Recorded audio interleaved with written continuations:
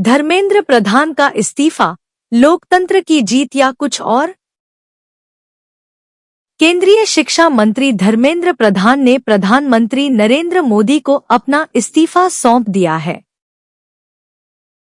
इस्तीफा देते हुए प्रधान ने कहा कि उनके जीवन में राष्ट्र सेवा ही सर्वोच्च प्राथमिकता रही है।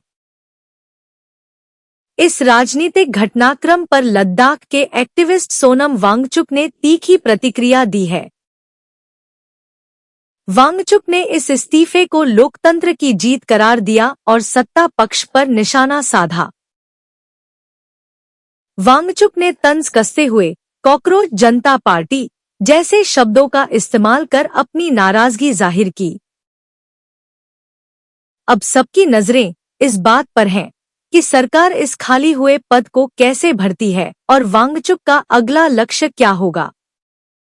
धर्मेंद्र प्रधान का अचानक इस्तीफा। देश की राजनीति में उस वक्त हलचल मच गई जब शिक्षा मंत्री धर्मेंद्र प्रधान ने अपने पद से अचानक इस्तीफा दे दिया। इस इस्तीफे की मुख्य वजह नीट पेपर लीक मामला और उसके बाद उपजा भारी जनाक्रोश माना जा रहा है। कॉकरोच जनता पार्टी (सीजेपी) के नेतृत्व में दिल्ली के जंतर मंतर पर लंबे समय से छात्र और प्रदर्शनकारी विरोध कर रहे थे।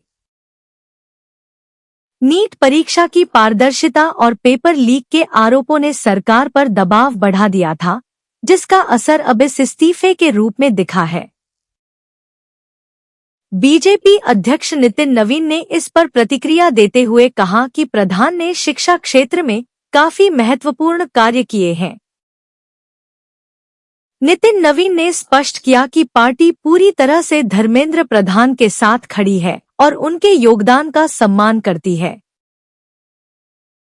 फिलहाल शिक्षा मंत्रालय में नए नेतृत्व की प्रतीक्षा है, जबकि नीट मामले की जांच और विरोध प्रदर्शन जारी है। सीजेपी आंदोलन खत्म, सरकार ने मानी 5 बड़ी मांगे। एक बड़ी खबर सामने आ रही है, जहां कॉकरोच जनता पार्टी यानी सीजेपी ने अपना धरना समाप्त कर दिया है। सरकार और सीजेपी के बीच हुई उच्च स्तरीय बातचीत सफल रही, जिसके बाद आंदोलन वापस लेने का फैसला किया गया। इस पूरे घटनाक्रम में सबसे बड़ा मोड़ शिक्षा मंत्री धर्मेंद्र प्रधान का इस्तीफा रहा, जिसने प्रदर्शनकारियों को संतुष्ट किया। जेपी नड्डा के हस्तक्षेप के बाद सरकार ने आंदोलनकारियों पर दर्ज सभी एफआईआर वापस लेने का निर्णय लिया है।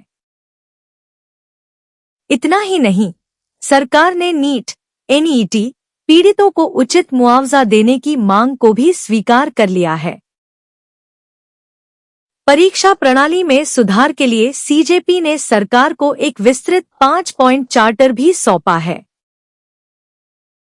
ताजा स्थिति यह है कि धरना समाप्त हो चुका है और अब सभी की नजरें एग्जाम रिफॉर्म्स के कार्यान्वयन पर टिकी हैं। सोना होगा आधा, गहने खरीदने की तैयारी करें। क्या आप सोना खरीदने की योजना बना रहे हैं? तो यह खबर आपके लिए बेहद महत्वपूर्ण है। मार्केट एक्सपर्ट्स और गोल्डमैन सैक्स जैसी बड़ी संस्थाओं ने सोने की कीमतों में बड़ी गिरावट का अनुमान लगाया है। दावा किया जा रहा है कि ग्लोबल मार्केट में सोने के भाव अपने पीक लेवल से करीब 50% तक नीचे गिर सकते हैं। विशेषज्ञों का मानना है कि अंतर्राष्ट्रीय बाजारों में दबाव जारी रहेगा, जिसका सीधा असर कीमतों पर दिखेगा। इस वैश्विक गिरावट का सीधा फायदा भारतीय घरेलू बाजार के खरीदारों और निवेशकों को मिलने की उम्मीद है। अगर आप गहने बनवाना चाहते हैं, तो एक्सपर्ट्स की सलाह है कि आप अभी से फंड तैयार रखना शुरू कर दें। फिलहाल बाजार में उतार चढ़ाव जारी है, लेकिन लंबी अवधि में कीमतों में बड़ी कमी आने के संकेत मिल रहे हैं। पहाड़ों वाली मैगी अब घर पर। क्या आपको भी पहाड़ों की मशहूर मैगी का स्वाद याद आता है?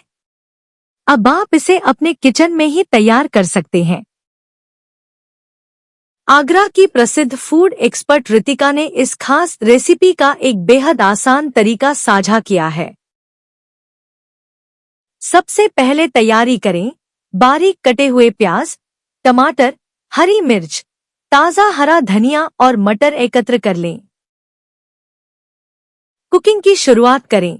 एक साफ बर्तन में तेल, घी या बटर गरम करें और प्याज को सुनहरा होने तक अच्छे से भूनें।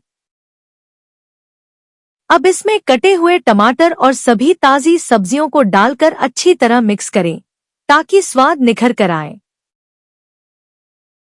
अंत में मैगी और मसाला डालकर पकाएं। बस तैयार है आपकी चटपटी और वेजिटेबल से भरपूर पहाड़ों वाली मैगी। फूड एक्सपर्ट्स का मानना है कि ताज़ी सब्जियों का सही मिश्रण ही इस मैगी को खास बनाता है। आज ही इसे ट्राई करें।